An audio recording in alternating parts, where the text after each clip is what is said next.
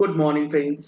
GST platform के YouTube channel में आप सभी का स्वागत है। जी हाँ फ्रेंड्स, जीएसटी एनुअल रिटर्न को लेकर के एडवाइजरी जीएसटी पोर्टल की तरफ से इशू तो कर दी गई है, लेकिन अब आप इस एडवाइजरी के हिसाब से जीएसटीआर 9 की फाइलिंग करेंगे और अब आपके पास नोटिसेस जो हैं वो आना 100% कंफर्म कर दिया है इस एडवाइजरी ने। अब इस एडवाइजरी को फॉलो करने के बाद आपको जो नोटिसेस आएंगे, उन नोटिसेस के लिए आपको क्या तैयारी करनी है और इस एडवाइजरी को फॉलो करते समय आपको किन बातों का ध्यान रखना है और किस तरीके से अपना डेटा जो है वो प्रिपेयर करना है, आज का ये सेशन उसी पर डिपेंडेंट है। तो चलिए हम लोग स्टार्ट करते हैं और देखते हैं इस एडवाइजरी के अंदर क्या बातें गवर्नमेंट ने लिखी है, बेसिकली जीएसटी पोर्टल ने, और इसके अंदर क्या कंफ्यूजन क्रिएट हुआ है इस एडवाइजरी के आने के बाद, उसकी भी हम लोग डिस्कशन जो है वो करेंगे।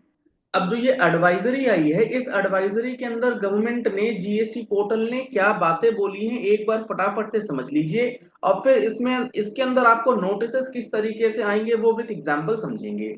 यहाँ पर जो पहला सिचुएशन है जो आप देख रहे हैं, यहाँ पर जो फर्स्ट सिचुएशन इस एडवाइजरी के अंदर डील किया गया है वो क्या है, वो ये है कि इनवॉइसेस जो है आपका है फाइनेंशियल ईयर 23-24 का, लेकिन सप्लायर ने अपनी जीएसटीआर 1 जो है वो मार्च 24 की ड्यू डेट के बाद फाइल करी है। मतलब वो आपके जीएसटीआर 2B में आ रहा होगा 24-25 के अंदर।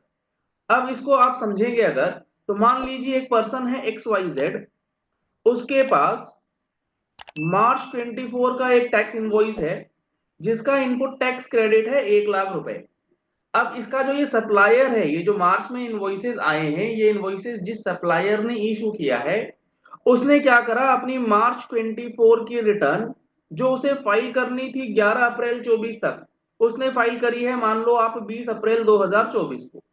तो जो रेसिपिएंट है, जो ये XYZ रेसिपिएंट है, उसके जीएसटीआर 2B में ये इनपुट टैक्स क्रेडिट कब रिफ्लेक्ट होगा, उसके जीएसटीआर 2B में वो रिफ्लेक्ट होगा अप्रैल 24 की में, मतलब फाइनेंशियल ईयर 24-25 में। ये तो हो गया जो आपका 2B जनरेट हुआ।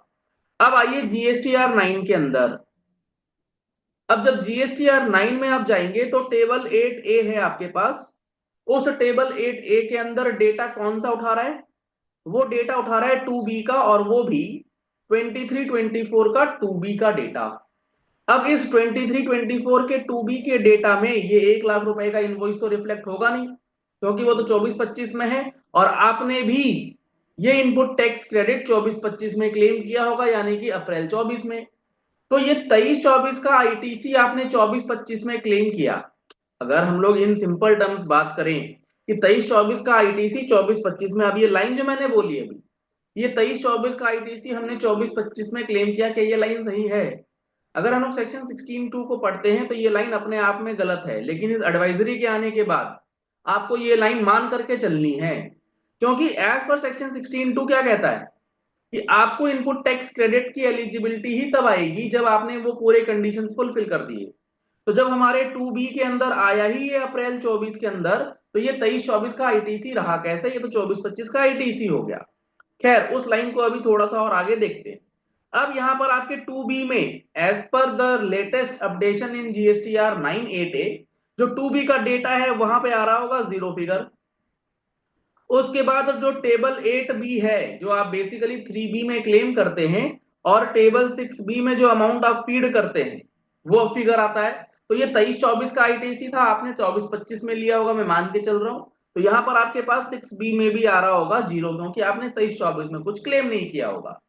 अब यहाँ 8C को लेकर के गवर्नमेंट ने इंस्ट्रक्शन बताए हैं कि ये जो आपका 23-24 के बिल डेट थे वो आपके 24-25 में आ रहा है, तो क्या आपको 8C में दिखाना है ये 1 लाख रुपए? तो यहाँ एडवाइजरी कहती है यस, यहीं पर आपको ये दिखाना होगा, और इसके साथ साथ टेबल 13 में दिखाना होगा, ये मानते हुए कि ये आईटीसी आपका था ही प्रीवियस फाइनेंशियल ईयर तो 23-24 का, आपने उसे क्लेम किया है 24-25 में। मतलब गवर्नमेंट ये कहना चाह रही है कि 2B में कभी भी आए उससे कोई मतलब नहीं है। आपका जो ये इनपुट टैक्स क्रेडिट है ये 23-24 का था, और उस 23-24 के इनपुट टैक्स क्रेडिट को हम लोगों ने क्लेम किया है 24-25 में, और इस तरीके से आपको टेबल 8C और 13 जो है वो यूज कर लेना। अब यहां पर जैसे ही आप इसे यूज कर लेंगे तो टेबल 8D के अंदर आपके पास आ जाएगा क्या, आ जाएगा डिफरेंस।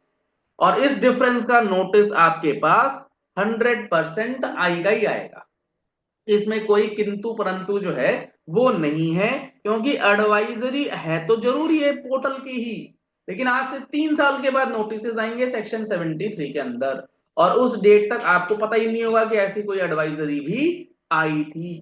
अब यहां पर देखो इन्होंने क्या बता रखा है, tax payer shall report such ITC, जो 1 लाख का था ना, in table 8C and in table 13 as this is the ITC of financial year 23-24। Basically government कह रही है जो 1 लाख का आईटीसी है ये है आपके 23-24 का इनपुट टैक्स क्रेडिट। इसका मतलब अगर हमारा ये 23-24 का ही इनपुट टैक्स क्रेडिट है तो हम लोगों को जीएसटीआर 3B में भी ये मार्च 24 के अंदर ही क्लेम करना चाहिए था, लेकिन हम लोगों ने तो क्लेम करा अप्रैल 24 में, क्योंकि जीएसटीआर 2 भी जनरेट ही हुआ था अप्रैल 24 के अंदर। तो यहां पर एक ब्रिज जो है वो बनते बनते बनते रह गया और एक गैप और क्रिएट हो गया कि भैया ये अब आईटीसी था कौन सा पीरियड का, 2B का कुछ करना भी है या नहीं करना है इस एडवाइजरी को पढ़ने के बाद। This is in line with the instructions to the table 8C and 13 of GSTR. Basically government ये कह रही है जो टेबल के इंस्ट्रक्शंस हैं उसको फॉलो कर लीजिए, लॉ को एक बार साइड में रखते हैं, रूल्स को एक बार साइड में रखते हैं, इस आईटीसी को आप अपना 23-24 का मानिए और 23-24 का मानते हुए अपना इनपुट टैक्स क्रेडिट का जो क्लेम है वो आप ले लीजिए। और चूंकि आपने इसे 24-25 में क्लेम किया है तो आप इसे 8C में डाल दीजिए और फिर एससीएन का वेट कीजिए, फिर अपना जवाब आप देते रहिएगा। तो ये काफी इंपॉर्टेंट जो एडवाइजरी आई है उसके अंदर ये कंफ्यूजन जो आपको क्रिएट होगा, इसका नोटिस आएगा, एडवाइजरी का प्रिंट आउट निकाल के रखिए, वर्किंग्स अपनी करके रखिए, जस्टिफिकेशन अपनी तैयार रखिए कि हमने 23-24 का ये आईटीसी 24-25 में क्यों लिया था, क्योंकि हमारे जीएसटीआर 2B में वो नेक्स्ट ईयर आया था, और 8D का जो नोटिस आएगा उसमें यही जवाब आपको देना पड़ेगा, क्योंकि यहाँ नेगेटिव फिगर जो है वो एआई बेस्ड नोटिस जो है वो अपने आप ही उठाते हैं। जो हमारे सेमिनार्स और वेबिनार्स हुए हैं उसके अंदर हम लोगों ने स्ट्रिक्टली यही कहा था कि यहाँ पर आपको कोई भी फिगर्स जो है वो नहीं डालनी है, क्योंकि ये आईटीसी आपका 23-24 का है ही नहीं। लेकिन एडवाइजरी कल आई है, सेशंस होने के बाद आई है, तो अब आपको उस पॉइंट के अंदर ये चीजें जो है अपडेट करनी होंगी। अगर आपने अभी तक जीएसटीआर 99C का जो सेशन हमारा है वो नहीं लिया है तो हमारा mobile application GST platform download कर लीजिए, लिंक आपको वीडियो डिस्क्रिप्शन बॉक्स में दिया गया है। उसके अंदर पूरा का पूरा सेशन आपको मिल जाएगा along with the detailed analysis of this जो एडवाइजरी आई है ना कल उसके साथ। तो आप सारी चीजें इकट्ठा देख सकते हैं। अगर आपको लेना है तो आप कोर्स के अंदर जाकर के इस सारी चीजों को परचेज करके अपने 3 महीने की वैलिडिटी के अंदर 99C का जो सेशन है वो कंप्लीट कर सकते हैं। कॉन्टैक्ट नंबर आपको स्क्रीन पर दिए गए हैं, आप इन नंबर्स पे कॉल भी व्हाट्सएप भी कर सकते हैं फॉर फर्दर डिटेल्स। पहली बार आए हमारे यूट्यूब चैनल पर, हमारे चैनल को फॉलो कर लीजिए, सब्सक्राइब कर लीजिए, नोटिफिकेशन बेल के साथ कोई भी इंपॉर्टेंट वीडियो या नोटिफिकेशन आपसे मिस नहीं हो। Thank you and have a nice day.